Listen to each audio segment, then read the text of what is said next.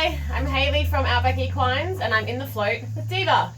So I just wanted to do this quick video, very randomly, just to show folk what I believe should happen when your horses are being floated. I do a lot of mountain trail courses now at Helidon, and we see anything up to 48 people that weekend arriving with their horses in floats, turning up, putting their horses on and off, etc. And float loading is stressful at the best of times. We all know that, as far as driving around with your horse on the road, dealing with trucks and other cars, and making sure that you drive appropriately and safely, that you don't need the extra hassle and stress that your horse doesn't travel well, doesn't get on the float, goes off the float too fast, etc. So Diva came here for a little bit of training. She's been giving her mummy a little bit of curry when it comes to float loading.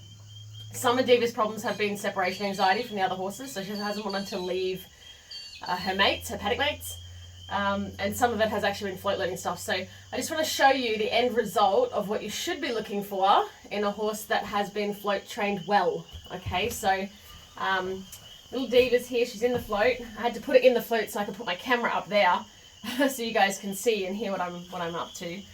So I'm going to ask her to go backwards. Ask her to take one step at a time. When I block her with the halter just there, I want her to stop and come forward again.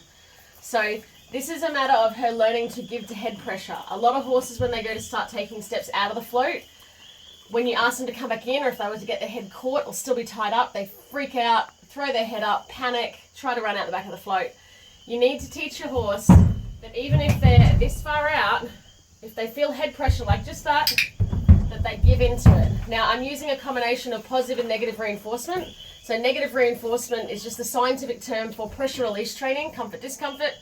So she felt pressure on a halter. When she came forward, I released straight away, which gave her comfort. And she understood, okay, I don't want that pressure. Pressure goes away when I come forward. I use my clicker as a marker for my positive reinforcement. Now sometimes I might click and not treat.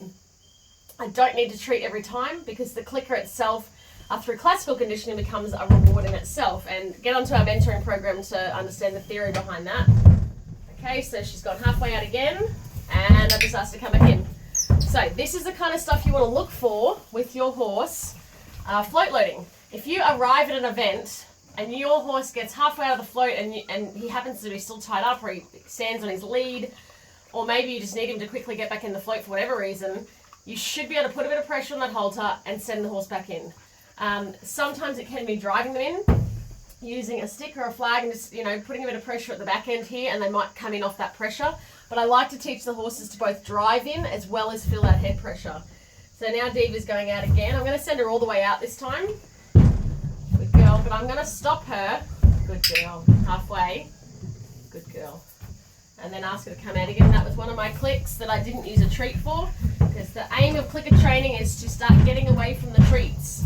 Start shaping behaviours and conditioned responses so you're not treating all the time. So I've got Diva all the way out. I'm going to let her stand here for a moment. Just have a little bit of a think. Have a little chill out time. Because this was quite stressful for her when she first arrived. I actually picked her up in my truck, and she hesitated to get in there as well because her friends weren't coming with her.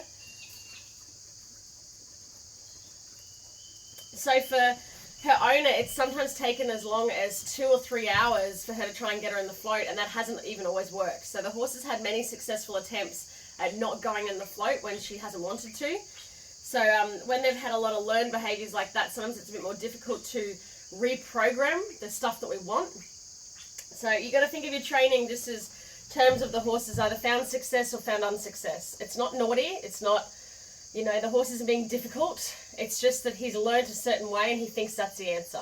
Okay, so I'm really adamant about that. I don't know any horses that wake up in the morning and say, hey, today I'm just going to be an ass. They just don't do that. What they do is they say, this worked last time and this meant that I got no pressure and I got rewarded. It was easier for me to do this. They're like water, path of least resistance. So I'm going to send her in again. This is what I would like you guys to strive for with your horses. When you want to put them in the float, you should be able to stand at the bottom of the float. Now just blocked her there. You saw her sort of go pull towards the left, as if she was going to get into this bay here. So I used a little bit of head pressure, which she understood straight away.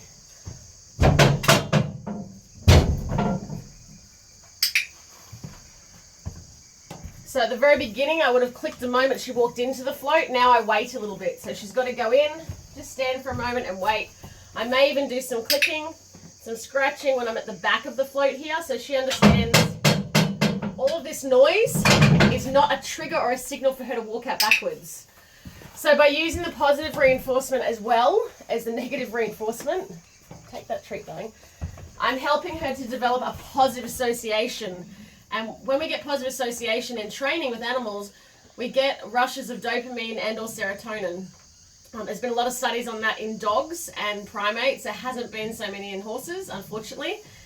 So hopefully, one of these days, some amazing university student will do some tests for us so we can prove this, because we know it happens in other animals. Okay, so I'm going to take this across now. We're going to do that again.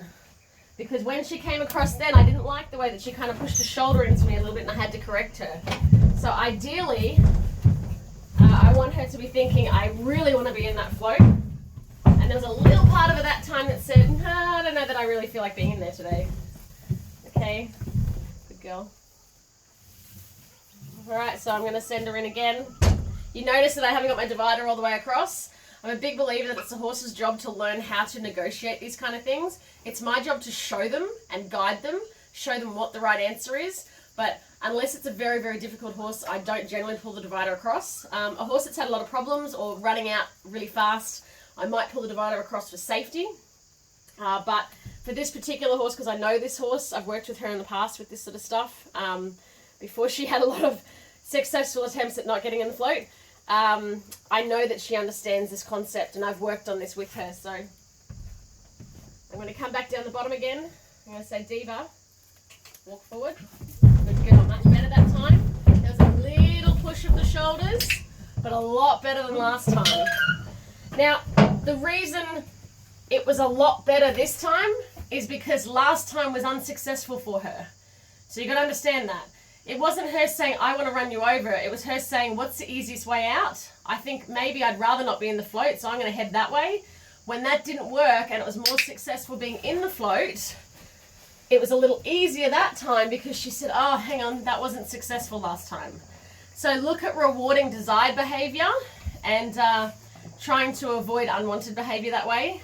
If you understand the motivation matrix, which pretty much every dog trainer I work with or wildlife trainer I work with understands that. Horse trainers, you know, guys, we need to step up. We need to understand that motivation matrix. We need to understand learning theory, things like learned helplessness, flooding, overshadowing, that kind of stuff. When we understand the theory solidly, then it's much easier to apply. So, one more attempt, because otherwise my video will be so long that we won't be able to upload it, and my admin girl will get cross at me for doing too long a video. So I'm going to go out. I'll see if I can stop her again halfway. Good girl. Good girl. I'm going to ask her to go out again. Back. Back. Good girl.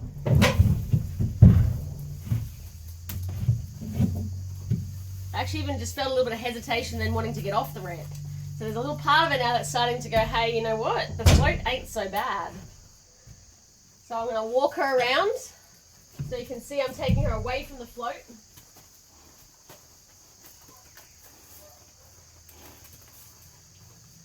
Okay, Diva, I'd like you to get in the float now.